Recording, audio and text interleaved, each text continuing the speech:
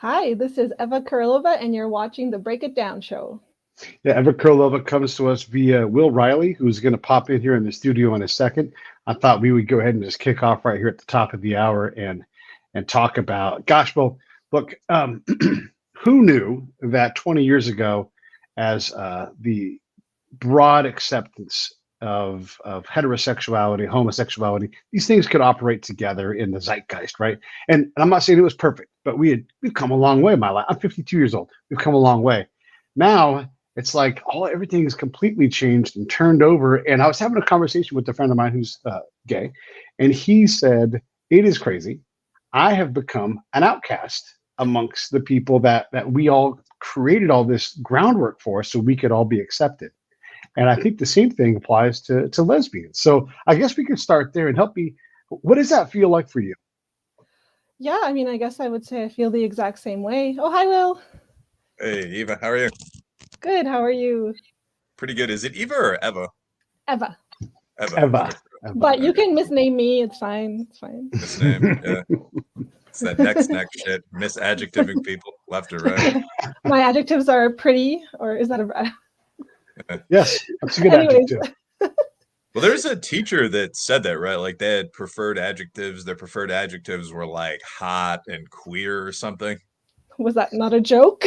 I'm not surprised. It was real. Like they were, if you Google preferred adjectives teacher, they said their adjectives strengthen their pronouns. This was a real thing. And the district was like debating what to do because obviously pronouns are real, but they don't know if preferred adjectives are real. So it's a tough one. Tough question. Yeah, well, it's not as tough as what's going on in Ontario with the teacher with the prosthetic breasts. That's still going on? That's still going on. We can touch on that later, but yeah.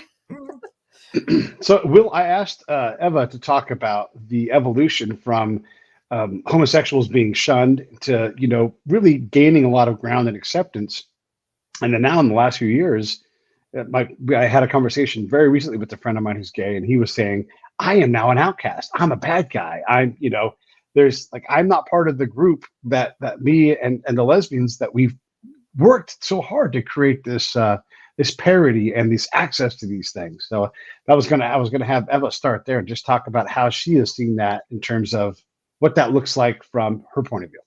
Yeah. I would say I also feel like a total outcast, and I actually feel almost a little sad because I think that because I'm 32, so I'm not like that young, but I came along sort of after it was all already kind of good and accepted and great, but I feel like I missed out on getting to enjoy it before it went crazy. Like I feel like I was pretty young when things started to go really off the rails, and I never felt like I had like a solid community. So now here I am, kind of grown up wanting to be a part of it, and instead what I have is like it's all about gender. None of it appeals to me, and I feel like a total outcast.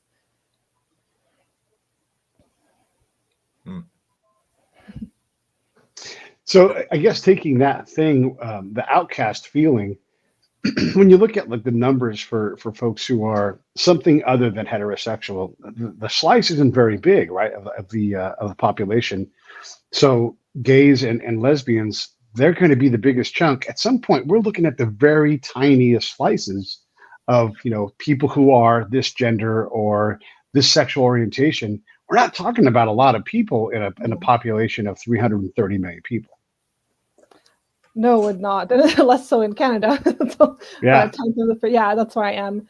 So yeah, it can. I've never really sought to be like a part of the queer community. Like I don't really look for friends just there, but it can get lonely. It would be cool to be a part of it. I had like some young lesbians reach out to me last month. They're really awesome. They're like a young couple. They're in their early 20s, and they're asking me like, where are the lesbian spaces? Where are the lesbian bars? And all I can tell them is, sorry, we have one club in this city, and it's kind of just gone to the TQ plus. It's not really about sexuality anymore. Yeah, this is actually something that's really interesting to me. I actually talked about this. I'm in a co-teaching program with the local high school in my city, which is the Kentucky state capital. And we were talking about one of the president of the United States' symbolic job functions is that they are the head of state.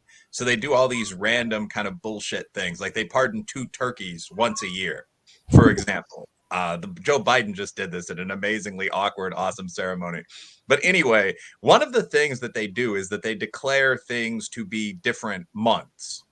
So like Hispanic Domestic Violence Awareness Month, that kind of thing. And I asked the students what new months we should establish, and they proposed all these different months. We did this in the high school and the college.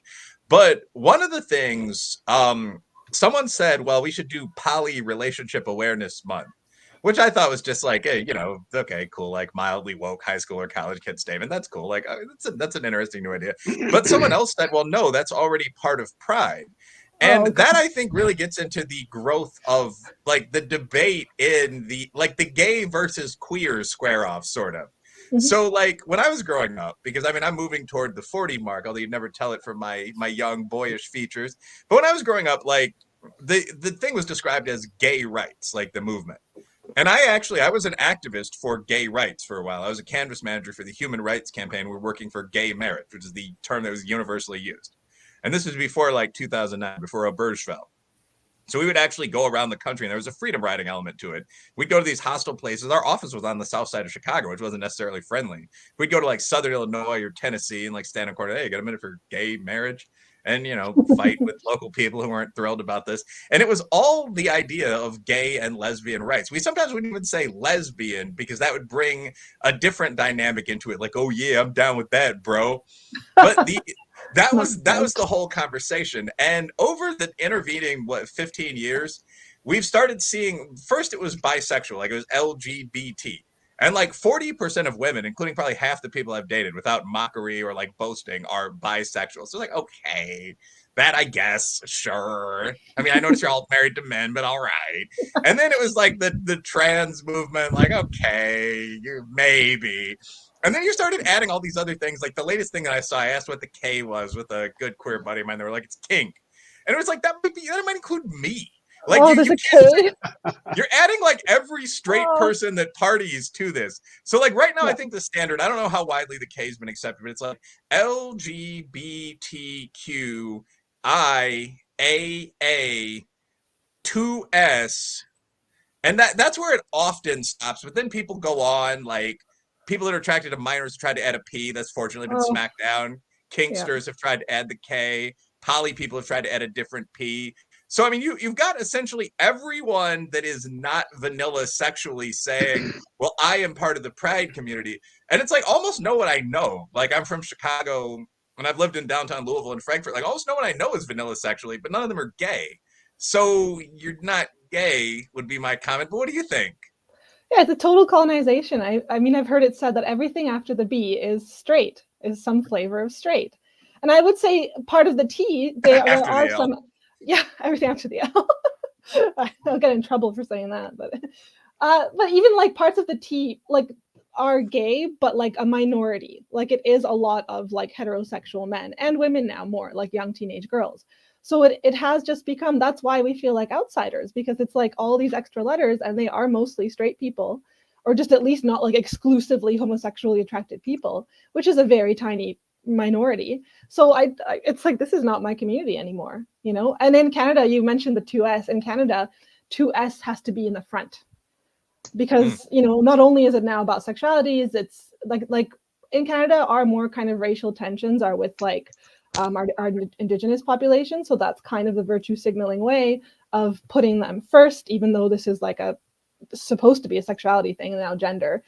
So the acronym has become just ridiculous. I made a tweet the other day that I don't identify with any of the letters, because whenever you read a news story about, an LGBTQ plus person, and I'm like, okay, what are they? Are they gay? Are they trans? Are they bi? Like my aunt told me about a shooting in Slovakia, like where I'm from, at a gay bar. And I was like, that's horrendous. So I went to look it up. And all I could find is that it's an anti-LGBTQ attack. That they didn't even say who it was against. Who did the killer target? Like, it's significant. If it was gay men or lesbians or trans people, it's significant. But they lump them all into this acronym, and then it's just, you can't even properly address real issues. So that's a problem, in my opinion. This is akin to black, white, and people of color, which captures 200 plus nations on the earth, you know, in terms of like what they are. Like I was watching the Iran versus US game today, and I'm like, you know, if you didn't tell me like by jerseys or by names who the white guys were, you would think that maybe the US team, because there's all kinds of different skin tones on that team too. You can't call people of color and just say like your eyes are in this category. You know, it's insane to do that. And so the same thing with sexuality and orientation. And by the way, we're piling these two things together, like your gender and your sexuality. These things are completely different things for the most part. And why does everybody need a letter? Like, I just want to say L ellipse, and then that just includes everybody. Yeah, I totally agree. I don't know why everybody needs a letter. And yeah, the conglomeration of sexuality and gender, I think, is just the worst thing to happen to like the gay rights movement, because it's kind of offensive, because it, you know, people would assume, maybe like so many people on Twitter always tell me, well, you look non-binary, or you look like you're trans mask, and it's like, no, I'm just a lesbian. Like, so it's kind of offensive at the end of the day. Funny. Will. Yeah, well, I actually think that gets into some of the questions that I have here. For some reason, my computer's background. I'm still wearing this stupid ass necklace that I had on when I was in the gym. Anyway, whatever. I can't figure out how to adjust my clothing, so you'll just see it. So I think this gets into some of the issues with the idea of gender in the first place, and I'm gonna ask the guest about this. You said it's Eva, right? Yes. Eva. Okay, cool. Sorry, I have a terrible memory when it comes to things associated with people, because I'm a bad person. Anyway, that was like, again, just very short and honest, although I actually like both of you guys quite a bit. But anyway, so, but this gets into some of the things associated with the whole idea of gender, or with some of these concepts like being non-binary, for example. So, I mean, Eva, the reason people would assume you're non-binary, I assume, would be something like you have short hair, or you might play at a boyish look or appearance to go out on a particular day. And that to some extent is what that means. There's nothing really deeper. I mean, that you can have a vagina and be strictly attracted to men and so on down the line and be non-binary, or even say that you are a trans man, but you just happen to be gay, as far as I understand. So what are your thoughts on the concept of gender, if you're comfortable talking about that? I mean, is this a real idea at all? Or are these just sort of weaponized sex stereotypes to some extent? I think to some extent they're weaponized sex stereotypes. I wouldn't say it's always that malicious. So just to backtrack, I don't think it's real. I don't think it's any more real than just kind of like masculine and feminine, than just kind of like behavior that typically correlates to men and women. I think that's fine. That's a real thing.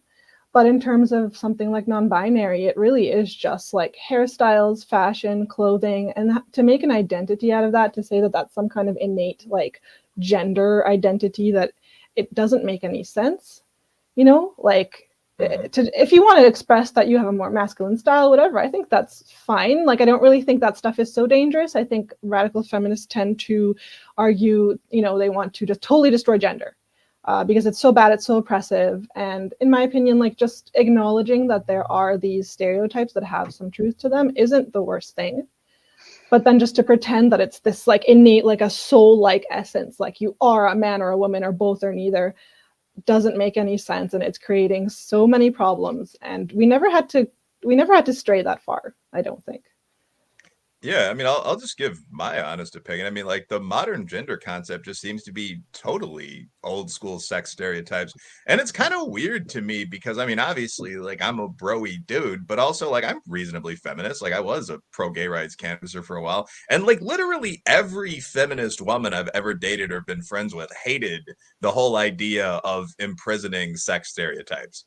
Like, the idea that if you play basketball as a woman, or even if you like sex a lot as a woman, or you're doing well in business, there's something masculine about you, or there's something weird and wrong about you, like you unnatural bitch. And now that seems to be the same thing, but with this weird spin on it. Like, no, you're not an unnatural girl boss woman, you're a man.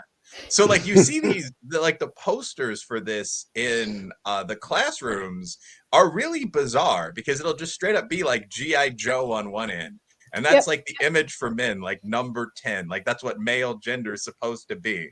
And it'll be a guy with a rifle in the army with like a penis drawn in front of him as you get like older in the age range. And then at the other end, it'll be like Barbie leaning forward submissively with like a ponytail.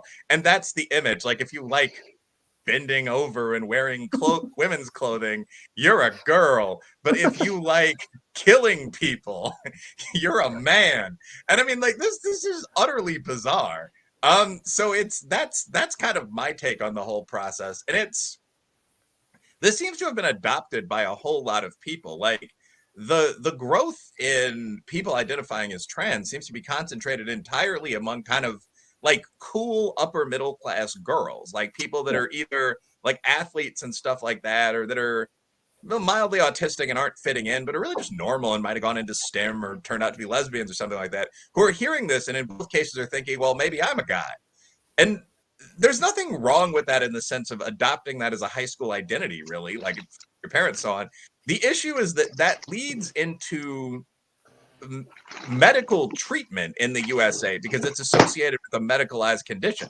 So like someone can actually cut your breast off if you identify in this fashion for a year, and that's pretty dramatic. So I think the gender concept is largely bullshit in this sense, but it leads into real life outcomes. Yeah, exactly. That's the thing. And they even pretend that it is just like it's just a social construct, but then you medicalize yourself for that social construct. It's absolutely ridiculous. If it didn't lead to that, it would be less dangerous. It would still be silly, but it could just be a silly teenage thing that people grow out of, like being goth, you know.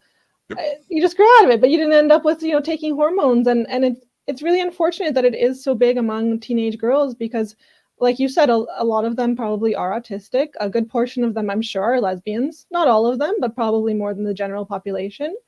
And the reason that I'm so, like, I talk about this stuff so much is because I know that would have been me. Like, and I know it's hard to look into the past and say that would have been, but like, I was so tomboyish, like everybody, all my friends were boys, like I've written about this. I'm just so confident that I would have jumped on that as a child, you know, and people all my life, my parents, my grandparents, they pointed to my behavior and they would just kind of laugh and say, you'll grow out of it. And I didn't, but that's still a better reaction than, well, we have to get you on puberty blockers and hormones and surgeries. And so I'm so glad that that's how I grew up instead of what it is today. Yeah, well, the actual, like, the literature I've read on this said that until recently, most people did grow out of it in one sense, which is that they became gay.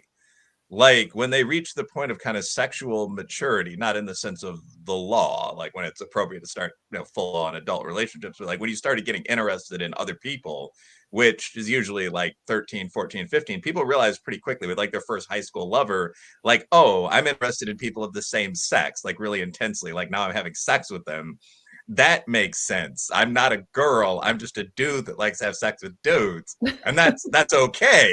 Like there are all these famous books and movies about this that I'm now old enough to like look at. So that it was something, I think it was Littman said it's an 87% transition into just being gay.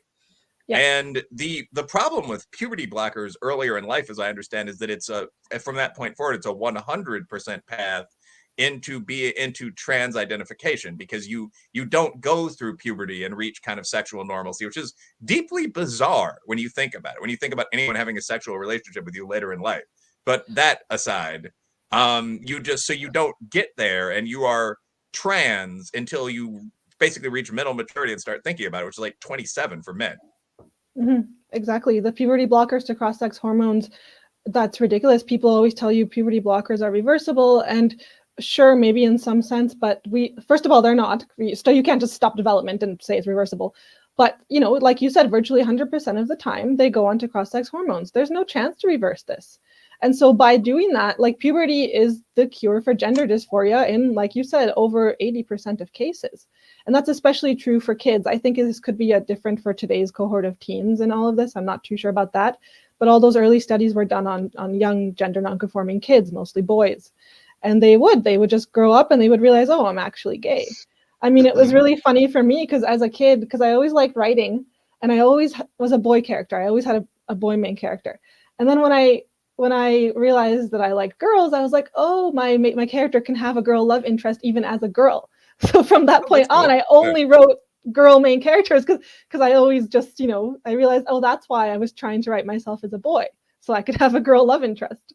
So that's kind of, and that was around puberty that I realized I could do that, and then I was more comfortable.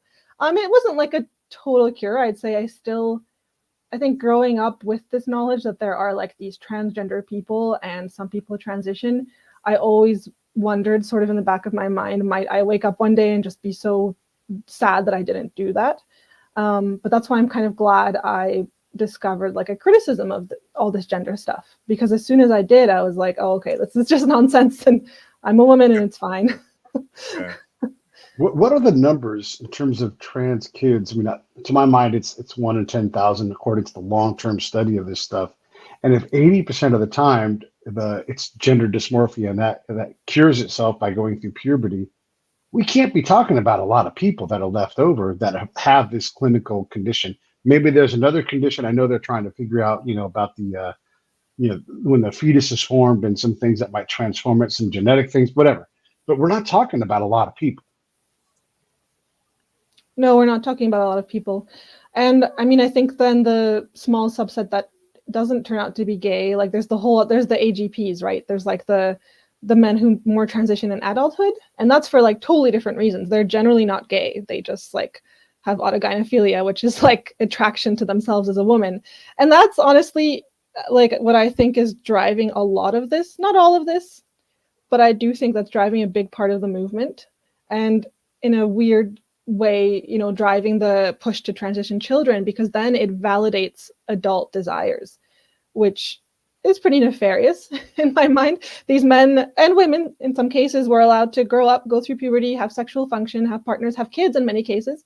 They turn around and they say, well, now we have to do this to children, and then the children don't get to have all the benefits that we did. And I just can't believe that.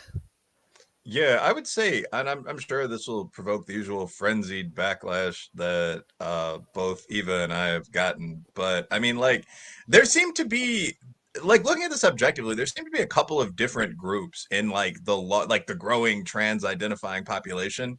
Like, one is the core baseline group that is people that actually have gender dysphoria, and that's probably the group of people that identified as the opposite sex when they were kids, and after going through puberty continued to identify as the opposite sex.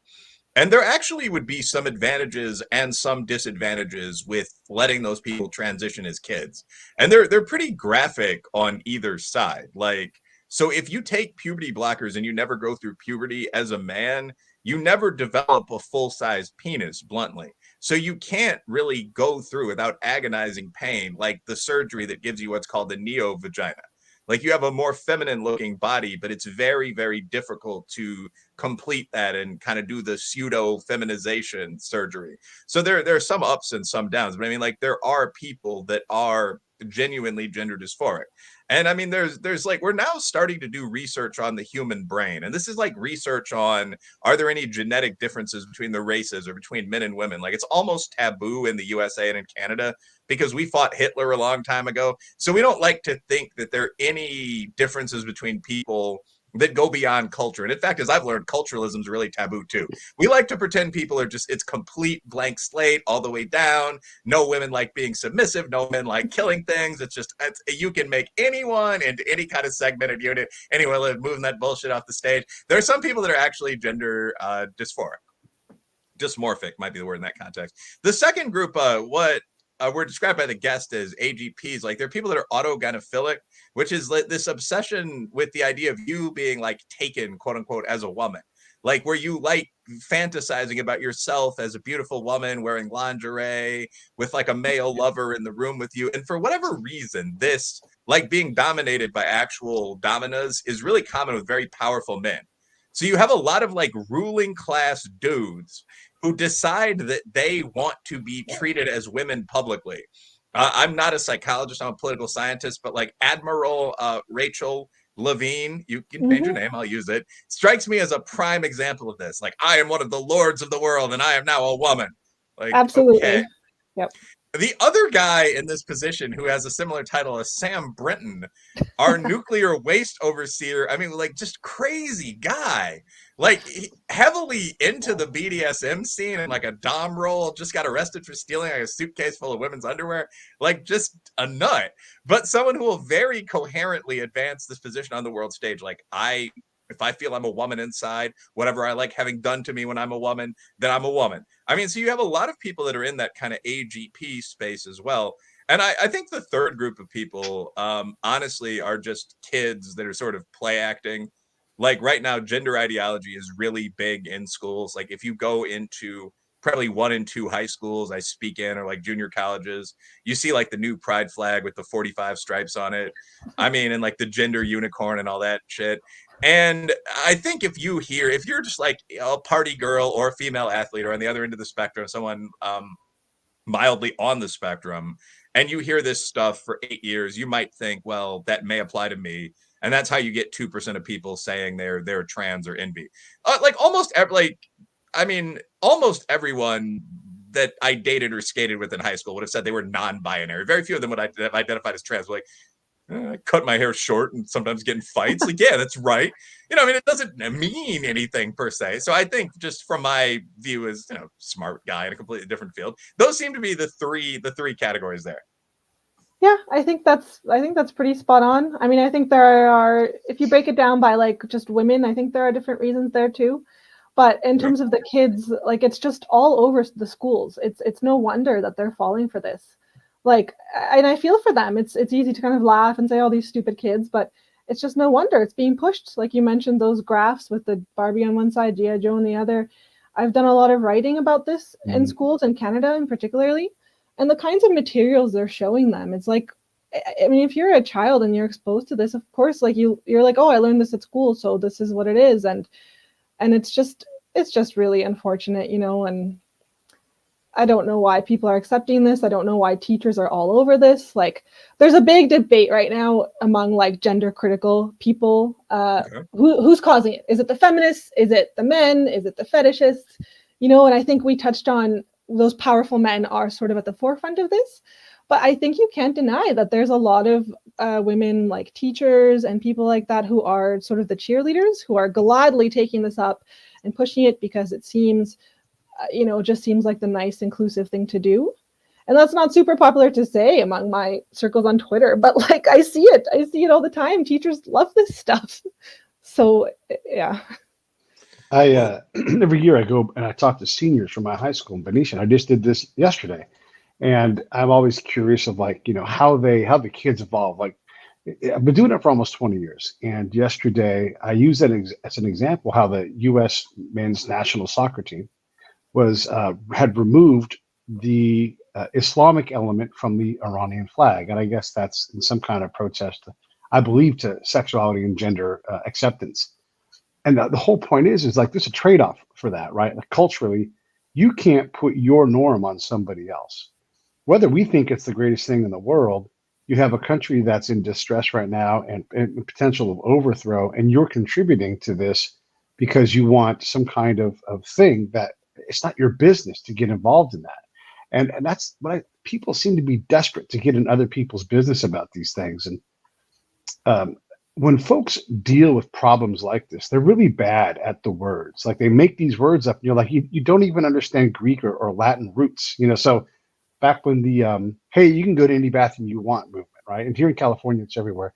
Instead of saying omni, gender, or omni whatever bathroom, it was unisex bathroom. Like, well, that's the wrong damn word. When you say someone's transphobic, I'm trans indifferent. I really don't give a fuck. Don't make your problem my problem, and we're going to get along fine. I'm not in any way afraid of that. It's not an irrational fear. I don't avoid it. It's just not important to me, right? The same thing with anybody's sexuality. Can you do your damn job? Great. Well, then let's go. I don't care what you call the thing between your legs and what you like to rub it up against. Why is this so important to so many people?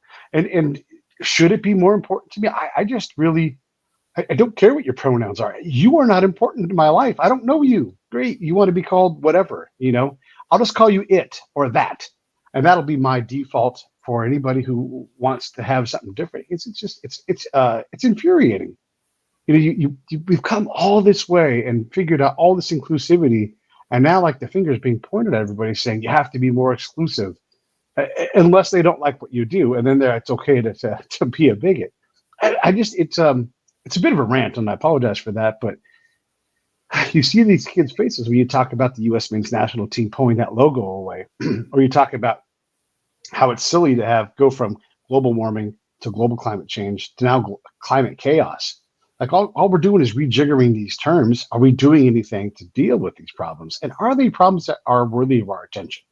It's all about language games, like just in the context of gender, because that's where I talk a lot. But it's all language games. It's just all getting people to speak how you want them to speak. It's very controlling. It's very authoritarian, and that's where I think the Q plus part of the alphabet just went off the rails, because they just started trying to control what people said and what people thought. I think where gay rights why it was so successful was because of the strong message of like, just leave us alone, just let us be. I know there was some elements of the current histrionic type of activism in gay rights activism. I think it was there, but ultimately the message was just like, get out of my bedroom, and I just want to be able to do my job and not get fired for being gay or not get evicted for being gay. And that was a winning message, clearly. But now we're in a place where it's just people have their rights. Like people say trans rights, and you ask them, what rights do you want? What it comes down to is the rights that they want is the right to control your perception, ultimately, at the end of the day, to not only be polite and maybe use the pronouns, but to treat that man as a woman, but to let him into every woman's space, to let him into women's sports and prisons, and those aren't rights. So, I think more people are waking up to this. I hope they are. I think in Canada, I think we have a long way to go, but it just gets to me how people fell for they're just games. They're just postmodern games. People talk about social construction. They have no idea what it means. They don't know that it's coming from like all this queer theory and postmodernism. They just think they're being cool and edgy and inclusive and progressive, and it's ridiculous to see. Yeah, I think that last line's a really important point, because there are a lot of people that have been influenced by kind of upper middle class postmodernism that really think words shape reality. And as someone who grew up in the hood, and Pete, as a former soldier, probably finds this even more ridiculous. I just think this is, and even in terms of sexuality, I mean, this is existentially absurd. Like, do you like my vagina? That's a 9-inch penis. No, it's not. I mean, like, it doesn't make any sense. But I mean, like, the example I always use when we're discussing in political science, it's called constructivism, is if you are confronted with a wolf and you say that's a chrysanthemum, will the wolf not eat you? And everyone in the class that's inclined toward postmodernism is, forced to defend their position and argue that not everything is about wolves and flower arrangements, and it gets entertaining. But there are people that genuinely believe this. The idea is that, Judith Butler called gender the performativity of sex. So the argument here is essentially that if you are someone who is biologically male, but you enjoy having male lovers and wearing traditionally feminine clothes and wearing your hair long and wearing women's beauty products and so on down the line, most people would not be able to tell you are male. This is something, by the way, that's been tested out to the great embarrassment of the people trying it out in a couple scientific studies. But most people wouldn't be able to tell that you're male, and it wouldn't matter anyway. You are female in every way that matters. So yeah, it's a pomo idea. And this is something that you really see throughout society. The idea that there's no race, there's no sex, there's no IQ, there's no health, there's no beauty, there's no God. I might agree on that last one, but everything is sort of vague and flexible. And what you need to do is listen to the experts that are telling you what the current meaning of reality is. And I think for like ordinary, smart, like maybe up middle class citizens, a lot of people have just after 30 years of this started realizing that it's nonsense. So you're now seeing a pretty substantial backlash, and the whole things like the gender crit movement come out of that. But one of the things, kind of last comment from me, but one of the things that you've seen as a result of this that I don't think anyone expected in the 1970s is like the recurrent multiple civil rights movements, which is sort of what you're talking about. Like when I was involved in the gay rights movement, we all thought it would be the last civil rights movement. Like you'd seen like the Irishmen and the Jews down here in the USA, then you'd seen blacks, then you'd seen, we sometimes forget this, but then you'd seen women, the feminists. This was kind of the last real civil rights movement. You couldn't get a credit card as a woman in 1973 with a $50,000 a year income, unless you could drag some guy in there with you, like, this is my future husband. Then the bank would do it. But I mean, it's okay, like women, okay, the last group, you know, the untrustworthy little creatures. But then finally, like gays, that was the last one, like this thing that was over the line. Oral sex was illegal in Alabama until like 1986 because it's dirty. So okay, after that, I think everyone, when Obergefell passed, like I remember like my friends were dancing in the street. It was, everyone had thought this was kind of it. There aren't any more oppressed groups. Can people just make them up? Can they just come up with their own bullshit? And within a couple of years, like the Rachel Dolezal story dropped, and we were like, yeah. And that's when you saw like the idea of like the NB girl boss and like transracialism and the furry movement. And it was like, oh, so postmodernism has an endless stream of this on deck, huh? Like motherfuckers can just say they're animals. Or like Google the word lupa. There's a whole population of people that think they're wolves, at least 20,000 of them in the USA and Canada.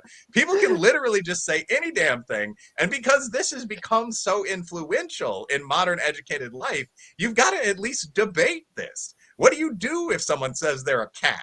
You know, so it sounds absurd. It's not the biggest problem in society versus war or climate or whatever, but it's very real. It sounds absurd, but it is real. There are people that will point at a 9-inch penis and say, you like my, let's say, vagina? It's something that happens. It happens on dates. It's happened to people I know.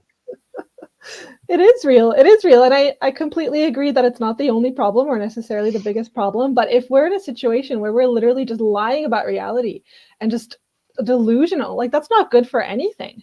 That's not good for like us living our lives and having a functioning society. And even this has impacts that maybe are not on a large scale, but like men and women's prisons, men and women's sports. These things aren't wars, they're not world ending, but it's atrocious what's happening, all because we're accepting language games, all because that man says he's a woman and so it is, magically, somehow. You know, like you would think these people should still love Harry Potter because they think that their words are magic. Like it's, you know, but they hate J.K. Rowling now. So, but it's like... Well, she's a monster. That's why we love her stuff. We just don't love her for whatever reason. I love to think about the other problems that exist in the world that maybe could require some of our attention. Like if you think you are a fox or a wolf or here, I've got this new shirt that we're selling, the were pineapple. You know, I think I'm a were pineapple. Right when the full moon comes out, there are people being stoned to death. Into a pineapple? Yeah, exactly. A were pineapple. So when the moon comes out, right, you go crazy. But there are people that get stoned to death in about 10 countries around the globe. And I would venture that there are more people being stoned than there are people in these micro populations of sexuality. You know, and so is it LGBTQS, people who get stoned, AI plus? No, we don't give a fuck about people who get stoned. We're like, yeah, whatever. What we care about is this thing that this 13-year-old thinks that they are. And look, 13-year-olds are idiots. I was an idiot. If I walked through the bra section at Kmart, I would get a boner because I'm like, I cannot get any closer to the boobs than this right now. And it was awesome. Doesn't mean I'm sensical. That doesn't, you don't change my life to adapt to this thing. I was just horny and I was, you know, in puberty. So like, what are the things that we should be addressing? Should we be going back to gay and lesbian rights and trying to solidify some of these positions? Where is the work, do you two think? Well, I mean, talking about gay and lesbian rights, that's still something that around the world is not at all progressed in certain countries. Like that's great, we have that here, but like there are some countries that are catapulting right over things like just gay rights and straight to self-ID. And that's, I think that shows you why the whole gender thing is so contradictory and so kind of working against actual gay people, because why did we even fight for same-sex marriage if somebody could just ID as the opposite sex and just get married anyway? So yeah, I mean, there are plenty of problems to focus our attention on. I'm part of this group now called LGB United. We haven't really launched a lot yet, but we want to focus more on actual issues affecting same-sex attracted people, like such as actual laws or countries where they can still get stoned to death, you know, and talking about how the silly ideas of 13-year-olds, the thing that really gets to me is these ideas, these crazy sexualities, these crazy terms, like they started among teenagers on social media, like Tumblr. And so it blows my mind that now, like in Canada, let's say, in our human rights code, we have protected characteristics of gender identity and gender expression, and the definitions are so messed up, and they are literally definitions that started on these sites. Like it's the idea that you're a man or a woman or both or neither. And like it's legally, it makes no sense. And so it's just ridiculous. Yeah, I think that and it looks like Pete's doing something tech-wise, but like while that's happening, like the ultimate example of this for me is the term demisexual. Like I thought this was a joke the first time I heard it, but like a demisexual, for those that don't know in the audience, and I'm sure we're gonna replay this and I'll circulate it through our social later. But a demisexual is someone that won't fuck someone that they are not to some level emotionally attracted to. And a common measure of this that a couple of different books on sex discuss is that they have to go on 2 or 3 dates with you. And when I read through this, I was like, this must be a joke. That's at least half of women. I mean, that's everyone who is Catholic. And people were dead serious about this. I mean, the idea was that no, we've discovered a unique gender identity. Yes, it is more common among females. But I mean, to the extent that you take this sort of thing and you enshrine it in law, I mean, now this may be the ultimate expansion when we talked about going from LG to like LGBTQ plus. I mean, if you throw the D in there, you suddenly discover that the huge majority of at least half of the human race is quote unquote queer. But the key point that's being made here is that this becomes, so there are 2 levels here. One, this becomes problematic when it becomes law. And 2, this becomes problematic when it distracts from real issues. So I don't think a lot of people understand the extent to which civil rights are trump cards. And because I want to focus on the guests, I'm not going to ramble on about this, but like as someone with a legal background, like a whole lot of the gender conversation kind of stops if we pass the Equality Act, for example, which adds sexual orientation and gender identity to the Civil Rights Act. So like the discussion of should males be admitted to women's prisons basically ends if you say that you can't discriminate against someone based on their gender identity. So if you are a male woman, you're treated exactly the same as a female woman. And that means that about 800 male rapists a year, per most projections, would then go into standard female prisons because they are women. Now, this is obviously completely absurd. I think this is the sort of thing that, like the Equal Rights Act in the 80s, sounds good on the surface, but people are going to realize the subsurface real quick. Like that means all women would be drafted. And you're going to see that, die a natural death. But as this stuff becomes law, you're going to see massive implications for many people. By the way, I wasn't saying this doesn't have implications now. Like even though just the postmodern nonsense, like if you're saying your 9-inch penis is a vagina and you really believe it, if you're talking to someone else who's been conditioned to believe that, you can be shockingly abusive. So like I've talked with lesbian friends about this. Like there's the idea of genital preference. So this is the idea that if you're a woman and you're gay, you shouldn't just, forgive the language, like pussies. You should also like cocks because both can be attached to women. So if you find yourself disturbed by the idea of a big penis on a burly guy, you're a bigot because that guy's a woman. So you can get people into these really disturbing rape-like situations by saying, well, I'm a woman too. And you see these posts on social media, like, I love to make people, quote unquote, worship the girl dick. It's extremely odd. But all of this comes out of that POMO zone, out of this legally redefinitive zone, where you can tell someone, yeah, I have a penis, but it's a female penis. And the roots of this trace back through Foucault and Derrida to, strange exotic flowers of thought watered in the swamps of bullshit in the 1940s. It's weird stuff. But anyway, the second point, then shut up. But like, the second point here is that all of this does distract from real issues elsewhere in the world. So, I mean, as Eva said, there actually are countries where you still be killed for being gay. It's the same thing with a lot of issues like slavery. We talk endlessly about like black slavery in the USA, sometimes taking a break to talk about Native or Irish slavery or near slavery 100 years ago. There's still slavery now in a bunch of countries. I mean, like Qatar, where the World Cup's taking place, the stadium was built by slaves. Like you can call them Irish style indentured servants if you want, but like they can't leave. It's pretty hot there. They're working 12 hours a day. No one's really discussing this because it doesn't have the same first world political punch as talking about how the ancestors of the black kids currently at Yale suffered. So it's the same thing with a lot of this. Like the people talking about how far we should extend gender self-identity in the United States. I suspect would spend very little time traveling overseas to countries where gay people are brutalized and abused and so on. Where if a lesbian woman is raped by 3 men, she's then thrown in jail for the crime of premarital sex. We've seen that happen during the World Cup, by the way. Yeah, exactly. I mean, like you mentioned, all of this, like all the gender talk and just wokeism in general, it's a really big gift to just abusers and manipulative people. Mm-hmm. They get to have a one up on you at all times. You know, you're a bigot if you don't think I'm a woman. It's very abusive. Like, I'm so glad I'm not in the dating pool, because like what lesbians have to deal with is crazy. You know, they're called TERFs and bigots and transphobes if they are just like, even if they put in their profile females only or something like that. It's just an absolute gift to people who want to manipulate you. And like I said earlier, like just control your perception. And when this stuff is put into law, I mean, like I mentioned, the teacher in Ontario who wears the massive prosthetic breasts, you know, the reason that nobody can tell him to stop is because he will take them to the Human Rights Tribunal and he will probably win on the basis of his gender identity and expression.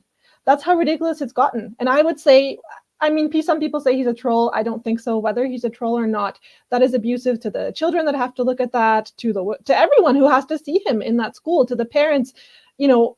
And he's using human rights law. It's a joke. It's a farce. It wasn't meant to protect men doing that kind of thing. Like, it's crazy. But as far as I know, you know, he stayed silent. The school stayed silent. Everyone said they're not going to do anything, and that story unfortunately has died down a bit. Whereas I just feel like the schools, if they had any courage at all, if they cared about the kids at all, would just push it. But they would tell him to stop, or they would fire him and then go to the tribunal and see how it plays out. Because we can't keep doing this. Like, that's the only rationale they give for not telling him to stop.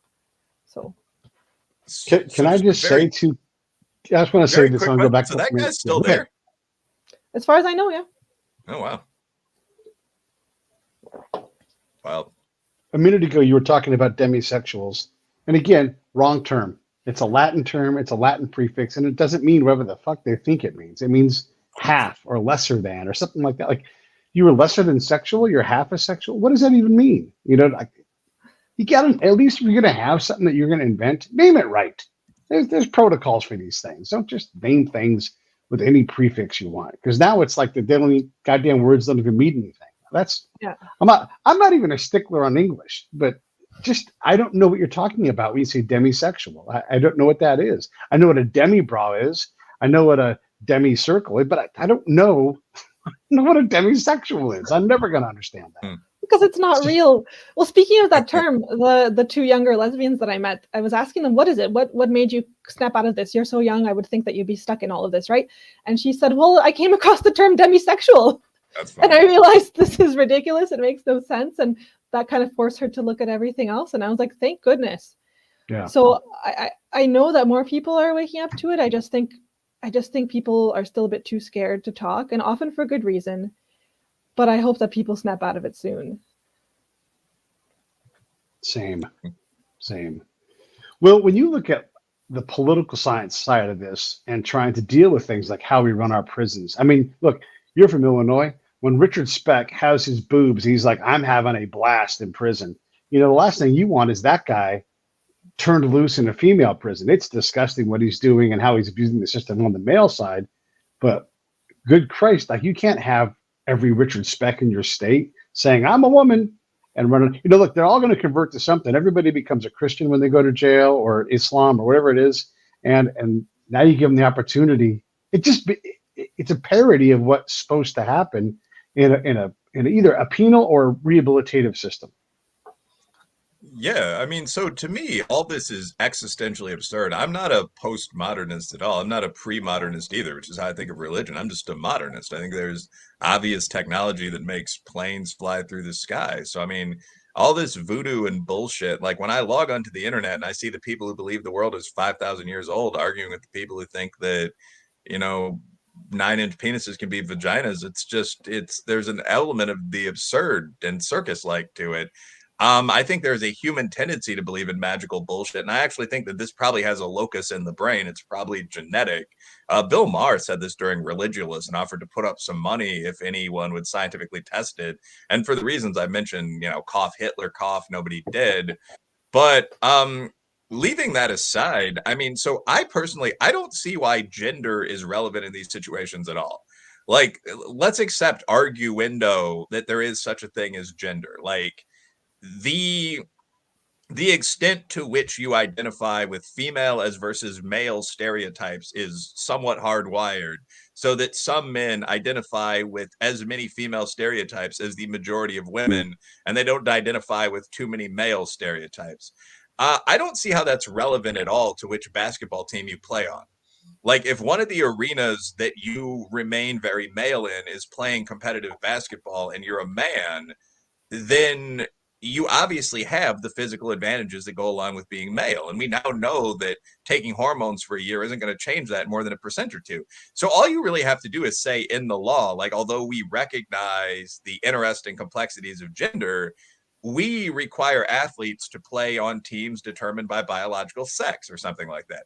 Just like we recognize that what used to be crudely called retardation can slow down the growth of the brain, that doesn't mean we allow people with low IQs to play on little league squads or something like that. I mean, it's just, that's not a perfect analogy, but it's just extremely obvious. Like, prison is an even better example. If you are a man who's sexually attracted to women, a male, if you insist on doing this, who's sexually attracted to women, and you want to go to prison, you have to go to prison with the other guys.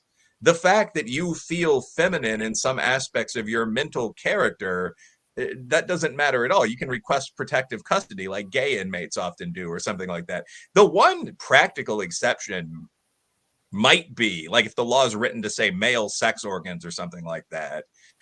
If you had full transition surgery and you don't have any male reproductive system, because the male system is more brutish and less complex than the female system, neither is better or worse than the other. But like, if you don't have balls or a penis, yeah, I mean, anymore, that's part of the process, then I suppose you, state by state, you could determine that. But the idea that if you have a dick and you like women, you could go to women's prison, that doesn't have anything to do with gender. That's just biological. So the whole question seems kind of nonsensical to me. You could, without debating gender at all, just use biological sex to assign people to things like carceral venues, just like biologists use sex to sex bears. Like, there's one hermaphroditic bear. There's actually a biologist I know who thinks all this is hilarious, who works with bears. There's like one bear hermaphrodite every like 8,000 bears. Other than that, it's the simplest thing in the world. I assume once you get them sedated, they must do something. But once you get like your black bear, your grizzly bear sedated and down on the tarp, you can tell what sex it is in every single case. And I would assume humans are the same. So just do that, follow that rule, and the female humans are going to be a lot safer. Exactly. Well, the thing is, these activists, they try to pretend that these spaces that we have, sports, prisons, bathrooms, whatever, they try to pretend that they were always segregated by gender, not sex. They're trying to totally rewrite history and just pretend that that's how it's always been. And it's absolutely ridiculous. And like, regarding prisons, like, personally, I have just a total no tolerance, shouldn't be any males. But if that's what it would take to kind of come to the table and have a discussion and have like a compromise and say, okay, they have to at least have the surgery. And I would also say they cannot be sex offenders or violent offenders, because we have a horrible case in Canada. His name is Matthew Harks. He's now Madeline Harks. Our tax dollars paid for his surgery. He was put in women's prisons, women's halfway houses. He was constantly sexually harassing the youngest looking women because he's a pedophile. He's got like 60 victims. And so he's had the surgery, but no way, I wouldn't want him in there. And a lot of Canadian prisons, the issue is that we have mother-child programs where a child can stay with their mom up to a certain age. I'm not too sure, 3, 4. And a lot of these guys who have transferred, they go to those prisons that have those programs. So a lot of the mothers, they don't want their kids with them. Yeah, this is what I protested last month. I was in Toronto. We were just putting on a protest against, men and women's prisons, because the kinds of men that they're allowing to transfer, it's just all based on gender ID. And it's honestly, it's all Trudeau, because prior to his like proclamation that he would personally see to this, Correctional Services Canada, they had just released a policy of housing prisoners by sex assigned at birth. Stupid term, but it basically meant males would go into male prisons. Literally a week later, he was asked at a town hall, some trans women stood up and said, oh, Trudeau, they're putting women in men's prisons. And he was like, I will personally see to this. And a week later, they like revamped their policy again to do it based on self-ID. So like, that's one of the biggest issues for me, because that's literally like cruel and unusual punishment to stick rapists in with women. And they're and you said, okay, they might have some feminine traits. These men are often the least feminine men. They have higher rates of sex offenses than just the general male prison population. Like the UK has done stats on this. In Canada, it's really hard because they just are ticked as female and that's it. But people have looked into this, and it's roughly like 50 to 60%. They're in there for sex crime versus the general male population, which is more like 20%, versus the female population, which is like 1 to 2%. So they are actually sticking not only men, but the worst men in these places. So, yeah. Yeah, and I think Pete has a comment after this, but just very quickly, like, there's an old line from sort of political theory in my field, but the great vice of the conservatives is that they always assume the worst about their opponents. You have like the British and the Zulus facing each other, like growling before they start talking and so on. Yeah, okay, it's not ideal. Some racism there. But the great vice of the liberal is a lot worse. Like, you always assume the best about your opponent, even when they're the worst imaginable sort of hustler or scumbag. So over history, you constantly see these liberal programs that were started with the best of ideals, like busing poor white kids and hood black kids to one another's bad schools during the 60s, where every sane person can predict what's going to happen. Like, 70% of both parents are going to flee the inner city schools, which are going to collapse, George. And people will say, no, that won't happen. You're underestimating human nature. The program will be tried for 10 years. Exactly what the cynical center-right business people predict will happen. Excuses will be made for decades. Meanwhile, millions of people will suffer unnecessarily, so on. So I think that this is an example of the best example I've seen, better than the one I just gave, of kind of the great vice of the liberal. Like, obviously, if you allow people to identify as women and go to women's prison, a lot of male prisoners are going to say they're women. No, they wouldn't do that. Why not? They're murderers and rapists. And the worse the prisoner is, the more likely they are going to be to break whatever word of honor they have and do Exactly. this. Exactly. What's the worst of prisoners? A rapist. So you would just predict that on and on down the line, many men would do this. The number would be in the hundreds. Most of them would be rapists or like high-level thieves, killers. You're not going to be talking about car thieves sentenced to 6 months. And I would bet if you looked at the data, it would match this pattern exactly. Like, if you told me I had to go to women's prison for 6 months, I might be tempted. I mean, I'd only engage in consensual activity, but like when I'm fit, I'm reasonably attractive. I like sex with women. That's a sexual fantasy, going to a women's prison. Like, if you're a fucking sex abuser, I mean, of course, you're going to be tempted by that idea. Well, why would you want to be in a prison with a bunch of ugly men, even if they don't have the rape problem in Canada they do in America? Constant fighting, smelly people playing cards. I mean, just it's that or a bunch of women in a shower. The idea that you would allow guys to do this because no one would lie about something as important as gender is just one of the most mind-bogglingly insane things I've ever heard. But it's only funny because we're not in jail. I mean, like, the USA, we have this issue too because we have a more ethnically diverse population even than Canada. So you have many prisons that are like 1/3 quote unquote hillbillies, 1/3 black guys, 1/3 Mexican guys. And we have a legal prohibition against any kind of ethnic segregation. So people are just sort of thrown together. And the assumption is, well, they won't rape and kill each other. But yeah, they do. So we have the most dangerous prisons in the world outside of South Africa. And that is again a nonsensical idea. But at least theoretically, you can make peace treaties in that situation or something like that. This is much worse because you're not going to stop rapists from abusing unprotected young women. So weird situation. Mm-hmm. Mm-hmm. There's no real happy conclusion to that. It's hopefully policy stopped. No, well, speaking of the demographics in Canada, Indigenous women are way overrepresented in women's prisons. They're only like 4 to 5% of the population, but in prisons they're something like 50 to 60% of the population. And so our progressive politicians are always giving lip service to Indigenous people, especially Indigenous women and girls, but then they stick rapists into prison with them. Like. Well, the rapists you see come from an even more oppressed population, the LGBT community. This is, and again, not actual gay people, but you've now expanded LGBT community to include. This is the same thing with BIPOC, where like a number of my friends, because I mean, I went to the University of Illinois, I went to like, not the Ivies, but like pretty solid schools here in the States. And a lot of my friends are like they're foreign lords, basically, like that use words like my father's men from countries like India, China, Nigeria. And when I talk to them about being privileged, they will sort of half seriously, half mockingly say things like, well, I'm a person of color. the fact that I am the hereditary baron of Maharashtra is irrelevant to the conversation that we're having. So people are predators. People will jump into these categories at will and jump out of them at will. Absolutely.